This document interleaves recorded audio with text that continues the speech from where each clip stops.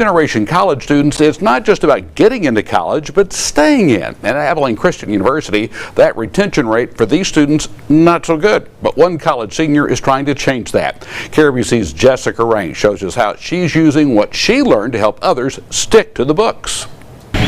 They're questions any high school senior has. Should I stay home and go to university close by? But for Carla Mendoza, Should I go into the workforce to help my family? the decision held a little more weight because getting a college education My parents didn't have that. would break the mold in her family. My dad is self-employed, so it's like his job was never like stable. We would do good for like 2 or 3 weeks and then we would fall off for 2 weeks. Hey. What she didn't know, though, is after 1 year at ACU, she would break down the barrier of another statistic. Disproportionately, you see first-generation students not retaining after the first year. Jordan Jones works with first-generation students at ACU, but he says getting the acceptance letter is only half the battle. One of the main students in general that students don't retain is money. The second reason, tradition.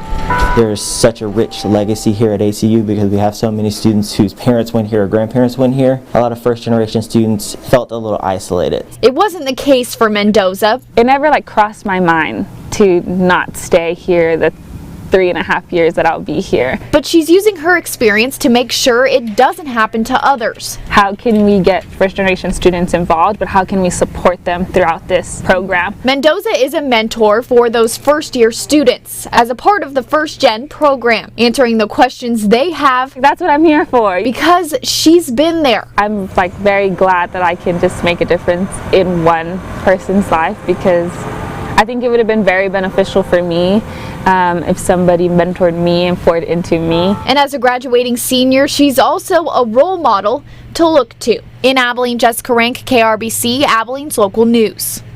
The program was created at ACU last semester. Faculty and students say they hope they will see a difference in that retention rate soon.